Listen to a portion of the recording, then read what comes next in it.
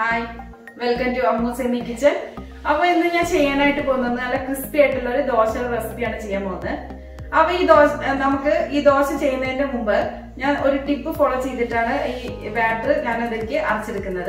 പൊതുവേ നിങ്ങൾക്ക് ദോശമാവോ അല്ലെങ്കിൽ വെള്ളപ്പമാവോ ഒന്നും പുളിക്കുന്നില്ല എന്നുണ്ടെങ്കിൽ ഈ ഒരു ടിപ്പ് നിങ്ങൾ ഫോളോ ചെയ്താൽ തീർച്ചയായിട്ടും നിങ്ങൾക്ക് യൂസ്ഫുൾ ആവും. അപ്പോൾ നമുക്ക് എങ്ങനെയാണ് ഇത് തയ്യാറാക്കാന്ന് നോക്കാം. അപ്പോൾ നമുക്ക് ക്രിസ്പി ആയിട്ടുള്ള ദോശ ബാറ്റർ എങ്ങനെ അരച്ചെടുക്കാൻ നോക്കാം. അതിന് ഞാൻ എത്ര മെഷർമെന്റ്സ് എടുക്കുന്നതെന്ന് ഞാൻ പറയാം. അതിന് ആവശ്യമായിട്ടുള്ളത് 2 കപ്പ് ബോയിൽഡ് റൈസ് എടുത്തിട്ടുണ്ട്. അതിൽ പൊന്നിയുടെ ബോയിൽഡ് റൈസ് ആണ് ഞാൻ എടുത്തിട്ടുണ്ട്. അതുപോലെ തന്നെ നമ്മളൊരു 2 കപ്പ് ഇഡ്ലി റൈസ് കൂടി എടുക്കണം.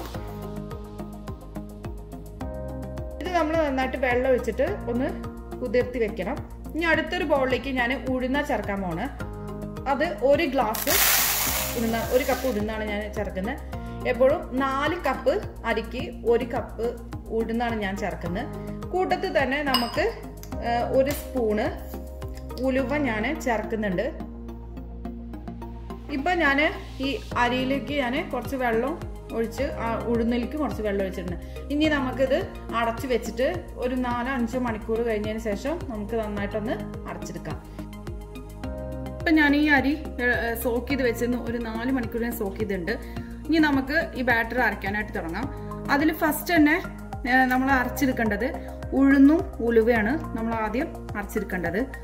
ഇത് അരച്ചെടുക്കുമ്പോൾ നമ്മൾ എപ്പോഴും ശ്രദ്ധിക്കണം. അരച്ചെടുക്കുമ്പോൾ നമ്മൾ ഒഴിക്കുന്ന വെള്ളം നല്ല തണുപ്പുള്ള വെള്ളമായിരിക്കണം കേട്ടോ. ഇനി നമുക്ക് ഇതിലേക്ക് നല്ല തണുത്തുള്ള വെള്ളമാണ്. ഇത് ഒഴിച്ചിട്ട് നമുക്കൊന്ന് നല്ല ഫൈനായിട്ട് അരച്ചെടുക്കണം. ഈ ഉഴുന്ന് നമ്മളിപ്പോൾ അരച്ചെടുത്തതിന് ശേഷം ഞാൻ അതിലേക്ക് ചേർക്കാൻ പോകുന്നത് പാകത്തിന് ഉപ്പ്, പഞ്ചസാര. ഇതാണ് ഇതിൽ ഏറ്റവും ഇമ്പോർട്ടൻ്റ്. ഇതിൽ നിങ്ങൾ പഞ്ചസാര ചേർക്കണം. ഞാൻ ഈ പഞ്ചസാര അളവ് ഈ സ്പൂണിൽ 1 സ്പൂണ് ആണ് ഞാൻ ചേർക്കുന്നത് പഞ്ചസാര. ഇത്ര മതി. എന്നിട്ട് നമ്മൾ ഈ ബാറ്റർ ഒന്നും ചെയ്യണ്ട. ഇത് അങ്ങനെ മൂടി വെച്ചിട്ട് വെക്കുക. ഇനി നമുക്ക് ഈ അരി ഒന്ന് അരച്ചെടുക്കാം. ഇനി ഇതിലേക്ക് നമുക്ക് പാകത്തിന് വെള്ളം ചേർക്കാം. ഇതും ഇതേപോലെ തന്നെ തണുത്ത വെള്ളത്തിൽ തന്നെ അരച്ചെടുക്കണം. ഇനി നമുക്ക് ഇതിലേക്ക് വെള്ളം ചേർക്കാം. എന്നിട്ട് ഇതും നന്നായിട്ട് പേസ്റ്റായിട്ട് അരച്ചെടുക്കണം. തരി ഇല്ലാതെ പേസ്റ്റായിട്ട് അരച്ചെടുക്കാം. ഇപ്പോൾ ഈ അരി ഞാൻ നന്നായിട്ട് പേസ്റ്റായിട്ട് ഞാൻ അരച്ചെടുത്തിട്ടുണ്ട്. ഇനി നമുക്ക് ഇത് ഈ നേരത്തെ എടുത്ത് വെച്ച അതിലേക്ക് മാറ്റാം. അപ്പോൾ എല്ലാതും ഞാൻ ഒന്ന് അരച്ചെടുത്തിട്ടുണ്ട്. ഇനി നമുക്ക് ഒരു കയ്യിൽ വെച്ചിട്ട് നന്നായിട്ടൊന്ന് ഇളക്കി വെക്കാം.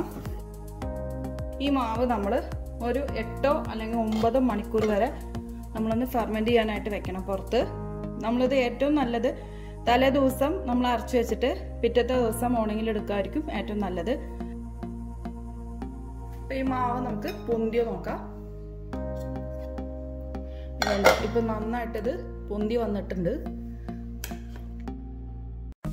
ഇനി നമുക്ക് ഇത് വെച്ചിട്ട് ദോശ ഉണ്ടാക്കാം. നല്ല ക്രിസ്പി ആയിട്ടുള്ള ദോശ റെഡി ആയിട്ടുണ്ട്.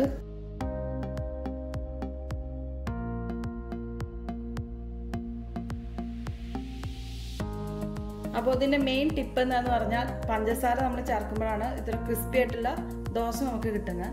അപ്പോൾ നിങ്ങൾക്ക് എൻ്റെ ഈ വീഡിയോ ഇഷ്ടപ്പെടുകയാണെങ്കിൽ തീർച്ചയായിട്ടും ഷെയറും ലൈക്കും കമൻറ്റൊന്നും ചെയ്യാൻ മറക്കരുത്. അതുപോലെ തന്നെ എൻ്റെ വീഡിയോസ് ആദ്യമായിട്ട് കാണുന്നവരാണെങ്കിൽ സബ്സ്ക്രൈബ് ചെയ്യാനും മറക്കരുത്.